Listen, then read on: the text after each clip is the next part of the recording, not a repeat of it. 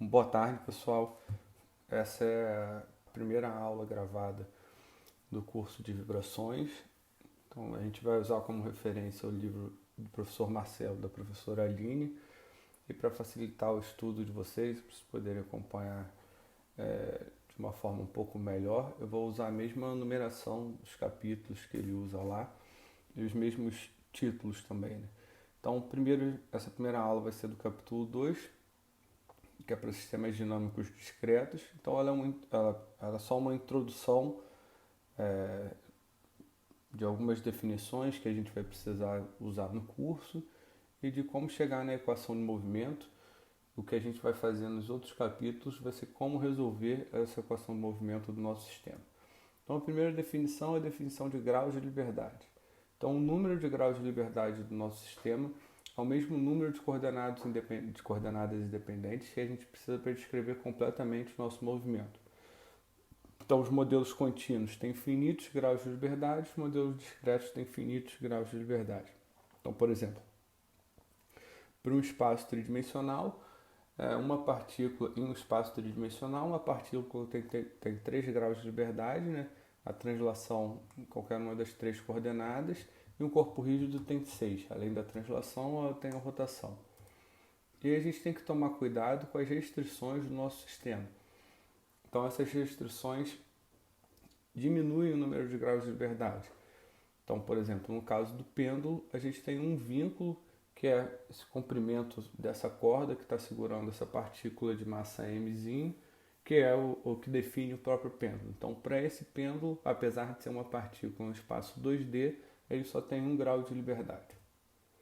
Então, nós vamos usar, para fazer a nossa modelagem, nós vamos usar 3 tipos de elementos. Primeiro o elemento elástico, depois o elemento de dissipação, o elemento dissipador, depois o elemento de inércia. Então, primeiro o elemento elástico, a gente vai ter a força de restituição, que vai relacionar a força com o deslocamento, ou com a variação de comprimento de uma mola. Então, a forma tradicional da gente usar essa modelagem é assumindo que ela tem uma resposta linear, né, que é razoável para a maior parte das molas, para a maior parte dos trabalhos que a gente vai fazer aqui nesse curso. Então, a força de restituição é diretamente proporcional à variação de comprimento dessa mola. Essa constante de proporcionalidade é a constante de rigidez da mola. Mas a gente tem que tomar cuidado que sempre que a gente está fazendo isso, a gente está assumindo que o nosso sistema, a amplitude ali, ela está dentro de uma região linear. Se a gente quiser aumentar muito essa amplitude, a gente precisa considerar alguma não linearidade, e aqui tem um exemplo de uma não linearidade cúbica. Então, por um lado, a gente melhora a descrição do nosso sistema, a gente está enriquecendo a descrição dinâmica do nosso sistema, mas por outro, a gente está aumentando a dificuldade. Então, soluções analíticas já ficam mais complicadas e algumas coisas assim. Então, a forma não linear, a gente só vai trabalhar em uma parte do curso, que vai ser com soluções numéricas, mas na maior parte do curso a gente vai considerar essa resposta linear. O segundo elemento é o dissipador, e como o próprio nome diz, ele dissipa energia, só que agora a força é relacionada com a velocidade. Então a gente usa isso para considerar um amortecedor e dissipações intrínsecas do sistema. Então o primeiro caso é de dissipação viscosa, em que a força de dissipação é diretamente proporcional a essa taxa de variação de comprimento da mola, né, ou essa velocidade, com essa constante de proporcionalidade C, que é a constante de amortecimento. E aí, da mesma forma que a gente tinha para a mola, a gente tem que pensar que aqui, esse caso linear, a gente está considerando ali em uma região linear específica, e a gente pode melhorar essa descrição se a gente quiser um caso mais abrangente, usando essa forma não linear cúbica ou alguma outra forma não linear, mas a gente sempre tem que pensar que a gente pode estar melhorando um pouco essa descrição, mas a gente está aumentando o nível de dificuldade também. Um outro caso de dissipação é a dissipação com atrito seco, onde agora a força de dissipação não é mais diretamente proporcional a essa velocidade, sim ao sinal dessa velocidade, né? Então, essa constante de proporcionalidade é o coeficiente de atrito dinâmico vezes a normal. E agora também a gente tem uma dificuldade a mais, porque essa não é uma função contínua. Então, é uma função descontínua, né? Ela é constante para o ponto maior que zero e constante para o ponto menor que zero. Só que no zero ela é igual a zero ali. E isso também já é uma simplificação, que é um caso ideal, mas na verdade o que acontece é que para um caso real, quando o ponto ali está na iminência do movimento, o coeficiente de atrito é igual ao coeficiente de atrito estático, não dinâmico. Então, enquanto ele está aumentando a velocidade para velocidades pequenas, ele está passando do coeficiente de atrito estático para o coeficiente de atrito dinâmico, que é representado por essa linha pontilhada vermelha no gráfico da esquerda. E, por último, o terceiro tipo de elemento é o elemento de inércia, que é a tendência do corpo se manter em sua configuração original, e agora ela relaciona a força ou o momento com a aceleração. Para isso a gente usa dois princípios bem conhecidos, né? O princípio da conservação de quantidade de movimento linear, que relaciona a força com a aceleração, né? E o segundo é o princípio da conservação de quantidade de movimento angular, que agora relaciona o momento com a aceleração angular. Então, assumindo que é um corpo que tem a massa constante, né, a massa não está variando, a derivada do primeiro caso, quantidade de movimento linear, a derivada do momento da quantidade de movimento linear é a massa vezes a aceleração linear, e para o segundo caso, a derivada da quantidade de movimento angular é o momento de inércia vezes a aceleração angular. Eu só queria chamar a atenção para o seguinte, que a gente vai ficar chamando sempre o momento de inércia, esse momento de inércia de massa, né, que é o que a gente usa para rotação de corpo rígido, que a definição é a integral de R2dm. Mas tem que tomar cuidado para não confundir com outros momentos de inércia que são usados em outras matérias, e a gente vai usar também alguns deles no último capítulo. Então, só no último capítulo que eu vou ficar diferenciando o momento de inércia de massa e o momento de inércia de área, mas por enquanto vai ser sempre de massa. Mas tem essas três quantidades que são definidas lá quando a gente estuda resistência dos materiais, que é o segundo momento de inércia de área, que a gente usa na parte de modelagem de flexão, primeiro momento de inércia de área, que a gente usa para modelagem do cortante, momento de inércia polar, que a gente usa para torção. Então, repara que são grandezas diferentes e com unidades diferentes também. Lógico, a gente pode relacionar o momento de inércia de massa com o segundo momento de inércia de área, mas os dois não são iguais, né? A gente pode tentar conseguir uma relação que até tem no apêndice de alguns livros de resistência dos materiais ou de dinâmica. Então vamos olhar para o caso que é o nosso principal estudo nessa primeira parte do curso, né?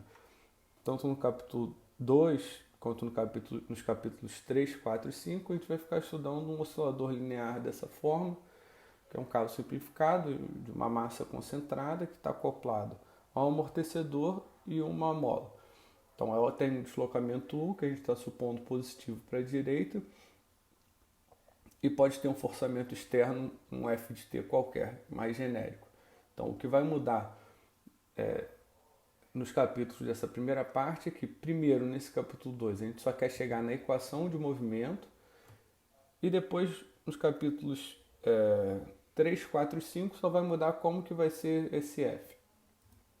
Então, se a gente fizer o diagrama de corpo livre, a força de restituição e a força de dissipação tendem a fazer, supondo que ele tenha um deslocamento positivo para a direita, elas tendem a fazer o corpo voltar para a posição inicial.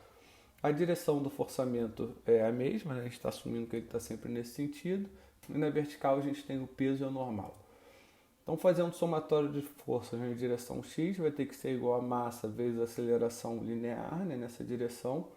Então, a gente tem menos a força de restituição da mola, menos a força de dissipação do amortecedor, mais esse forçamento externo F de T. Se a gente substituir pela definição que a gente tinha visto antes, assumindo que a massa e o amortecedor, que ambos são lineares, a gente consegue chegar nessa nossa equação final, que é a nossa equação de movimento, que é m vezes u dois pontos, mais c vezes u ponto, mais k vezes u, vai ser igual a esse f de t.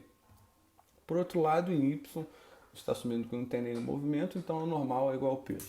Então, essa é a equação que a gente vai usar como base para o nosso estudo de toda essa primeira parte da matéria. A gente pode reescrever então essa equação usando a frequência natural, que é esse ômega-n, raiz do K sobre m, e o coeficiente de amortecimento, que é esse Qc, que é igual a 2c sobre 2 vezes a raiz de m sobre k. A gente consegue essas equações dividindo essa primeira equação aqui, né? A massa vezes a aceleração, enfim, todo o resto, dividindo tudo pela massa, e a gente consegue reescrever ela dessa forma: u 2 pontos mais 2 Qc ômega-n vezes o ponto, mais ômega-n ao quadrado vezes u, vai ser igual a esse Fzinho, né? Que é só a força externa dividido pela massa. Então a gente pode escrever de qualquer uma das duas formas. A diferença de escrever dessa forma da direita é que a gente vai ver um pouquinho mais para frente o significado dessas grandezas da frequência natural do coeficiente de amortecimento, e além disso, se a gente for comparar, pela equação da esquerda, o nosso sistema, né, a resposta do nosso sistema vai depender da massa, desse coeficiente dessa constante de amortecimento, da rigidez da mola. Pelo outro, a gente só depende do ômega-n e do Qc. Então, ao invés de a gente precisar de 3 grandezas, a gente precisa de 2. E aí, para o caso de vibração livre, como a gente vai ver, isso facilita um pouco como a gente chega na nossa equação de movimento. Então, vamos pensar o seguinte: o que acontece se a gente pegar um caso parecido lá, a mesma massa, só que ao invés de ele ser um oscilador na horizontal, agora a gente coloca ele na vertical. Então, fazer um diagrama de corpo livre, o primeiro ponto é que não vai ter mais anormal, né? Então a gente pode fazer o diagrama de corpo livre de forma parecida, assumindo que a gente tem um deslocamento U positivo, marca a força de dissipação do amortecedor de restituição da mola, o peso continua na vertical, e esse nosso forçamento externo também está na vertical para baixo. Então, fazendo o somatório de F de Y, a gente chega numa equação bem parecida com o que a gente tinha visto antes, quando era o oscilador na horizontal. A única diferença é que a gente tem um termo adicional aqui do peso, esse mg. Só que a gente pode pensar o seguinte: esse mg é uma força estática, então a gente pode separar a nossa resposta, o nosso U, que depende do tempo, como um U estático, que não depende do tempo, e um U dinâmico. Exatamente porque a gente tem uma força estática que é constante ali. Então, para a gente pensar em como que seria a equação desse U estático, a gente pode pensar o seguinte: imagina que a gente não tem forçamento nenhum externo, só largou ali essa nossa, a partir do ponto que a mola não tem deformação nenhuma, a gente só larga ali esse nosso corpo de massa M. Então ele vai descer um pouco até ele ficar na equação de equilíbrio, que é o que está acontecendo. Então não tem forçamento e não tem deslocamento nenhum dinâmico. Se a gente fizer agora o somatório de F de Y, ele tem que ficar em equilíbrio ali, né? Então não vai ter aceleração e a velocidade também vai ser nula, então a gente consegue achar que a equação desse deslocamento estático vai ser a massa vezes a gravidade dividido pela rigidez da mola, né? que é simplesmente condição estática quando você larga um bloquinho de massa m preso por uma mola. Então, voltando agora para o caso geral, a gente vai substituir na equação lá completa, em vez de colocar U, a gente vai colocar que o deslocamento é a soma do deslocamento estático e do deslocamento dinâmico. E além disso, a gente tem que lembrar que esse deslocamento estático não depende do tempo, então a derivada dele vai ser igual a zero. Então, U ponto vai ser igual a U dinâmico ponto, U dois pontos vai ser igual a U dinâmico dois pontos. Então, se a gente substitui lá na nossa equação, agora a gente pode reescrever ela dessa forma. E se a gente substitui a equação que a gente tinha obtido antes para esse U estático, a gente vê que essa parcela aqui, K vezes o estático, que agora vai ser K vezes a massa vezes a gravidade dividido por K, vai cancelar essa outra parcela aqui menos mg. Então a gente pode reescrever a nossa equação do sistema do ponto de vista dinâmico dessa forma. Então repare que ela é praticamente a mesma equação que a gente tinha antes. A diferença é que agora não vai ser só o deslocamento, vai ser o deslocamento dinâmico. Então isso quer dizer para a gente que a resposta dinâmica da estrutura é exatamente a mesma, só que agora ao invés de ela estar oscilando ao redor da posição do zero ali, né, que a mola não tem deslocamento nenhum, ela está oscilando ali ao redor daquela posição de equilíbrio estático. mas do ponto de vista da estrutura, a resposta tem que ser a mesma. Então vamos ver alguns exemplos, nós vamos ver 2 exemplos de um sistema um pouco mais complexo que no final das contas a gente quer transformar para um sistema mais simples, tipo massa-mola amortecedor. Então primeiro é esse bloquinho de massa M, pendurado por um fio que está passando por uma polia de massa desprezível, e essa polia está presa no teto por uma mola de rigidez K. Para facilitar essa nossa descrição, a gente vai adicionar uma coordenada a mais, que vai ser o deslocamento dessa polia para cima e para baixo. Como ela está presa por uma mola, essa mola pode ter variação no comprimento. Então, se a gente fizer o diagrama de corpo livre, a gente vai ter as duas forças do fio, ali uma em cada lateral da polia, e essa força F2, que é a que está prendendo ela no teto, né, que é dessa mola. No bloquinho a gente vai ter o peso e a força F1, que é do mesmo fio aqui que está do lado esquerdo da polia. Então a gente pode fazer o somatório de forças e de momento, né? Para a polia vai ter o somatório de momento, né, que ela está rodando ali, e o somatório de força na direção vertical, enquanto para o bloquinho só vai ter o somatório de força na direção vertical. A gente está assumindo que isso é uma partícula, então não tem rotação nenhuma. Como a polia tem massa desprezível, tanto o momento de inércia, né, o momento de inércia de massa, quanto a própria massa dela tem que ser iguais a zero.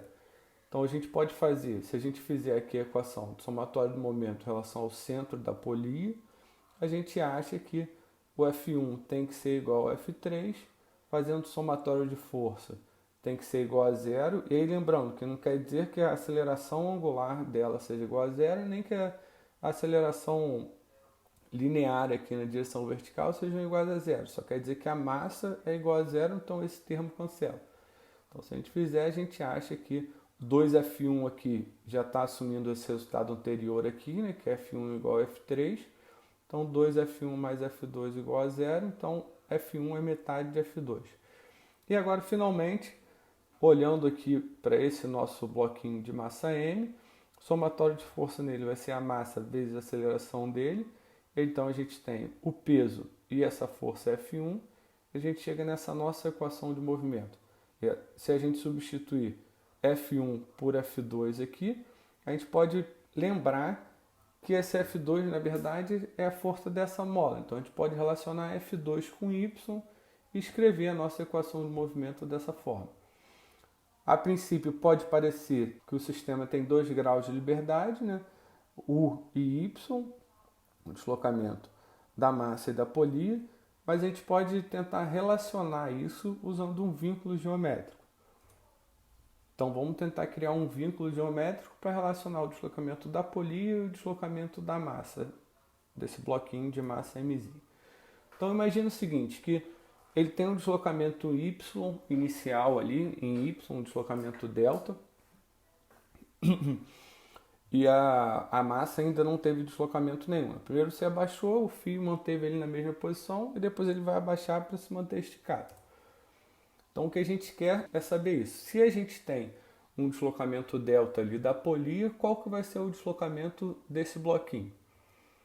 Então para fazer isso a gente pode considerar que é um fio inextensível, então o comprimento inicial dele tem que ser igual ao comprimento final.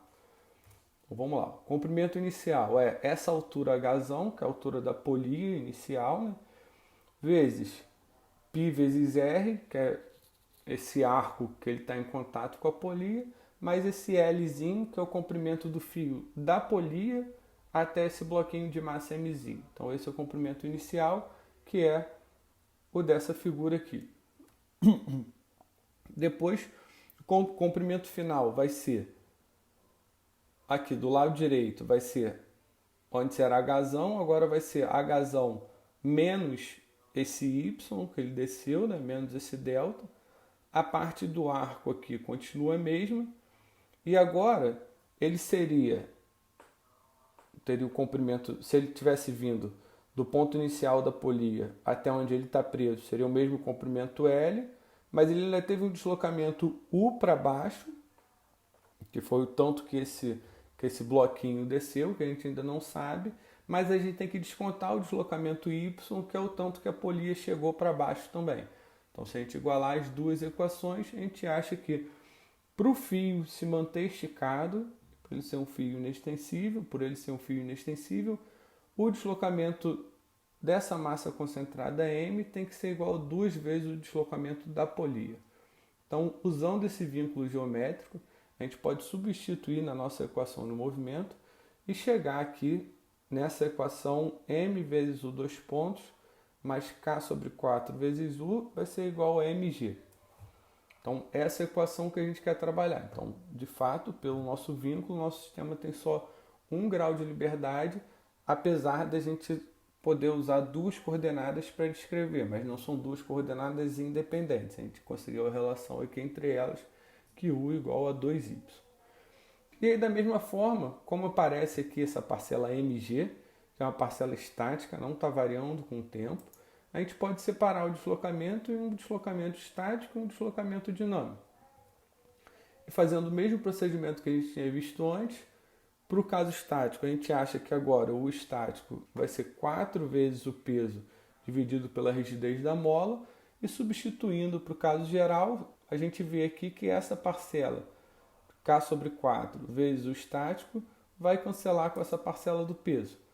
Então a gente pode chegar à conclusão que esse nosso sistema, a gente pode reescrever essa equação, a equação final, em função do U dinâmico, que vai ser U dinâmico 2 pontos mais ômega-n ao quadrado vezes U dinâmico igual a zero, onde agora o nosso ômega-n vai ser raiz de K sobre 4m. Ou a gente pode pensar como ele sendo raiz de um K equivalente, de uma rigidez equivalente pela massa, onde essa rigidez equivalente é igual a K sobre 4. Então esse nosso sistema, do ponto de vista dinâmico, ele pode ser representado por um oscilador horizontal que tenha uma massa mzinho e esteja preso na parede por uma mola de rigidez aqui, K equivalente, que é igual a K sobre 4. O nosso segundo exemplo é de um pêndulo. Então, supondo que ele tenha um ângulo inicial θ ali, a gente vai largar ele e a gente quer chegar também na nossa equação de movimento. Então, no nosso diagrama de corpo livre, eu só vou marcar esse próprio peso P, né? Estou assumindo aqui que eu quero fazer o somatório de momento em relação a esse ponto O, então eu estou considerando esse sistema aqui do fio e dessa massa. Eu não vou marcar as forças do fio aqui no teto, porque como eu estou fazendo o somatório de momento em relação a esse ponto, no ponto de aplicação o momento é igual a zero. Então, o momento, a gente vai precisar decompor esse peso em uma componente paralela e uma componente perpendicular.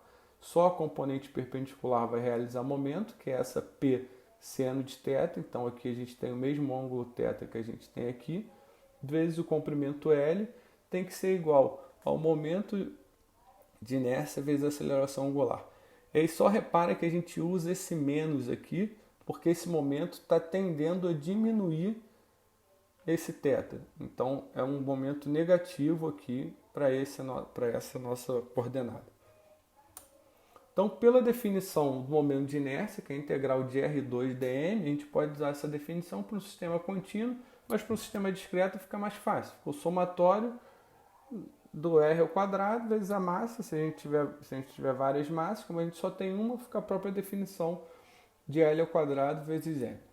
Então, a gente pode substituir aqui e manipulando, então a gente chega nessa nossa equação de movimento. L vezes θ, 2 pontos, mais G vezes seno θ tem que ser igual a zero.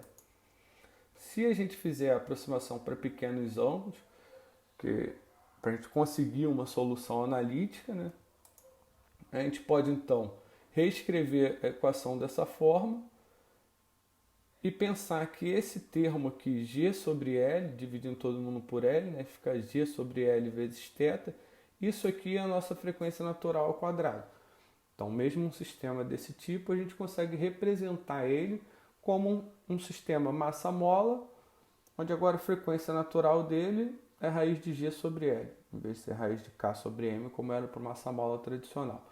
E aí só reparem o seguinte, que apesar de a gente estar trabalhando com o peso, que é uma força estática, o momento gerado pelo peso não é estático, porque o momento é multiplicado pelo comprimento do fio e a componente perpendicular só. Então tem esse P seno θ, que depois a gente aproximou para Pθ. Então o momento gerado pelo peso não é estático. A gente só pode fazer aquela separação em uma parcela da resposta estática e uma dinâmica se na equação de movimento tiver ali uma parcela toda que seja estática. Nesse caso não é. Apesar do peso ser estático, o momento gerado pelo peso é dinâmico. Então vamos olhar aqui agora para a última parte desse capítulo, que é a definição de variáveis de estado. Então a gente já viu que a gente está tratando de um sistema dinâmico e que a gente precisa chegar, a gente acaba chegando em uma equação diferencial que descreve esse sistema, um conjunto de equações diferenciais, se a gente tiver mais de 1 grau de liberdade. A gente pode entender que a solução dessas equações diferenciais, elas representam uma evolução quadro a quadro da realidade ali, do que está acontecendo com o nosso sistema. Essa evolução quadro a quadro não é nada mais do que a evolução das variáveis de estado. Então, a gente pode pensar que a definição das variáveis de estado x aí, está um vetor x maiúsculo, é o seguinte: a gente tem que, para definir, a gente tem que conseguir escrever a equação dessa forma: x dois pontos é igual a g de x e t. Então, a derivada das variáveis de estado tem que ser igual a uma função que só dependa das variáveis de estado e do tempo. Não pode depender de nenhuma derivada das variáveis de estado.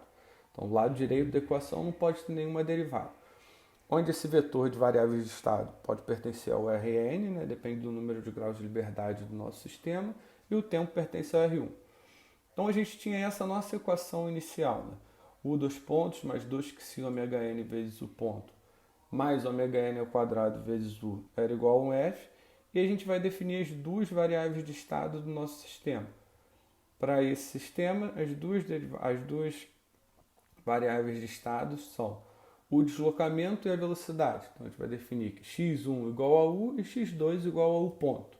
Então a gente vai reescrever essa nossa equação da seguinte forma: substituindo o ponto e o dois pontos por x1, x2 e suas derivadas.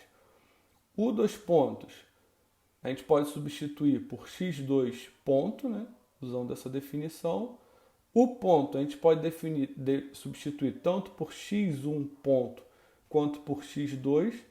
A gente vai substituir por x2, porque se a gente colocar mais uma derivada aqui da variável de estado, a gente não vai conseguir separar dessa forma que a gente definiu, né? Colocando a derivada de uma variável de estado igual a uma função que depende das outras variáveis e da própria variável e do tempo. E U a gente vai substituir por x1.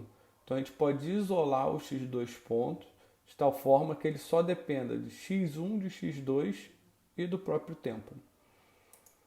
Então a gente pode reescrever as nossas equações, a nossa equação de movimento, que antes era uma equação diferencial ordinária de segunda ordem, em duas equações diferenciais ordinárias de primeira ordem, onde a segunda equação é essa que a gente pegou da nossa equação de movimento, e a primeira equação a gente consegue usando a própria definição. x1 ponto é igual ao ponto, que é igual ao próprio x2. Então, essas duas equações são uma outra forma de reescrever a nossa equação de movimento, né? Só que usando as variáveis de estado. E aí isso tem várias aplicações. A principal aplicação disso é para resolução do nosso sistema, que pode ser o sistema linear ou não linear, usando métodos numéricos, que é o que a gente vai ver um pouquinho mais para frente, usando o Range-Kutta. Então a gente pode reescrever aqui, ao invés de usar duas linhas, usar uma equação só com um vetor. Então repara que as duas equações são semelhantes. Do lado esquerdo está a derivada da variável de estado, ou das variáveis de estado. Do lado direito estão funções que só dependem das variáveis de estado e do tempo. Então essa é uma forma alternativa de reescrever essa equação, que vai ser bem útil para a gente fazer a nossa solução numérica. Então, pessoal, beleza? Se alguém tiver alguma dúvida, entre em contato e a gente tenta tirar essa dúvida o mais rápido possível. Obrigado aí pela presença de vocês.